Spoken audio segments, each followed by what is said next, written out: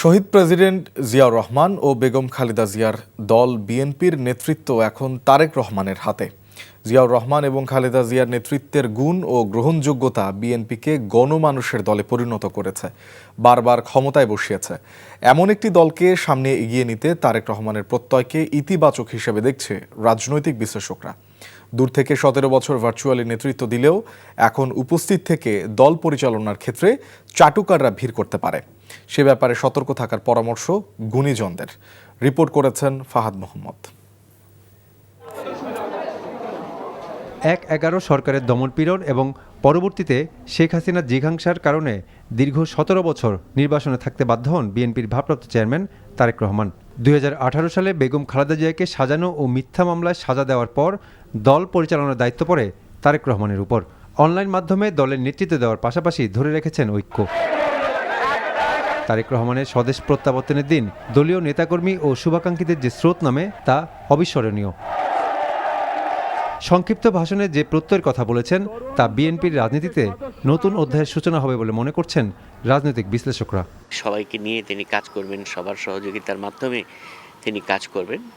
এটা পুরোটাই নির্ভর করবে তিনি আসলে বাস্তবে তিনি যে কথাগুলো এখানে বলেছেন সেই কথাগুলো তিনি মানবেন কিনা। আশা করি তিনি মানবেন, মেনেই তিনি কাজ শুরু করবেন এবং বিশেষ করে এক্ষেত্রে তার দল তাকে কিভাবে সহযোগিতা করে, দল কি তার উপরে কোনো চাপ সৃষ্টি করে নাকি তাকে সহযোগিতা করে, সেটাই কিন্তু দেখার বিষয়। এইটা হচ্ছে আমার ধারণা একই সাথে রাজনৈতিক দলগুলোকে একটা দায়িত্বশীল আচরণ করবার পরামর্শ। I hope that it also includes তার ওন পার্টি, কারণ ওনার পার্টিরও দায়িত্বশীল আচরণের একটা প্রয়োজন আছে। আমরা বিভিন্ন ধরনের অভিযোগ শুনেছি, সেগুলোকে অ্যাড্রেস করলে আরও ভালো হতো। এনিওয়ে, তো আমি ওই রেসপন্সিবিলিটির জায়গাটা হচ্ছে কি ইম্পর্টেন্ট, এবং একই সাথে আমার ধারণা বিভিন্ন সিভিল সোসাইটি গ্রুপগুলো আছে, ব্যুরোক্রেসি আছে, আর্ম ফোর্সেসের লোক আছে, আপনার সবার সহায়তাই লাগবে। এই বিভিন্ন গোষ্ঠীগুলোর সহায়তাই হচ্ছে গিয়ে তিনি হয়তো আশা করছেন।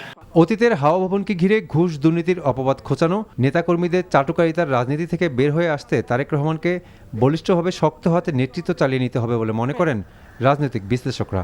তিনি অবশ্যই পূর্বের যে হাওয়া ভবনের লেগেসি এটা তিনি নিশ্চয়ই ফিরিয়ে নিয়ে আসবেন না। সেটা হলে তো বিএনপির রাজনীতির জন্য এটা হবে আরেক ভয়াবহ অধ্যায়।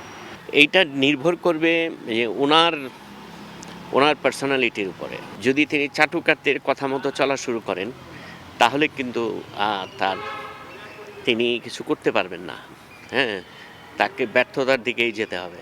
মানুষ আসলে এখনও খুব ভালোভাবে তারেক রহমানকে অ্যাজ আ পার্সন জানার সুযোগ খুব একটা হয়নি। সো প্রথমত সেই সুযোগটা তৈরি করতে হবে। এটার একটা প্রজেকশনের একটা ব্যাপার আছে, যে বাকি দলগুলো বিএনপিকে একটা সার্টেন ওয়েতে প্রজেক্ট করার চেষ্টা করবে, বিএনপি বাকি দলগুলোকে একটা সার্টেন ওয়েতে প্রজেক্ট করার চেষ্টা করবে এবং মানুষজনের কাছে বিক্রি করার চেষ্টা করবে যে কোন প্রজেকশনটা রাইট।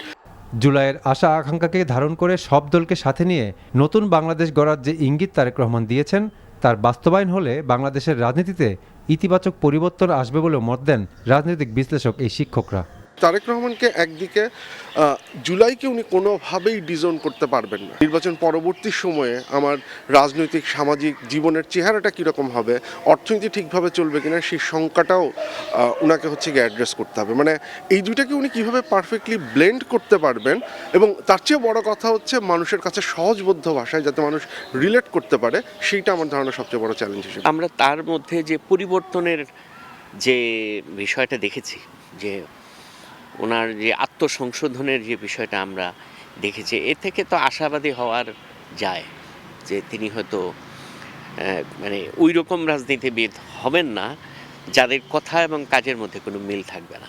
আসন্ন নির্বাচনে বিভিন্ন আসনে নমিনেশনকে ঘিরে তৃণমূলের নেতাকর্মীদের শৃঙ্খলায় রাখা হবে তারেক রহমানের জন্য অন্যতম চ্যালেঞ্জ, এমনটাই বলছেন দুই রাজনৈতিক বিশ্লেষক। Fahad Mohammad, NTV news, Dhaka.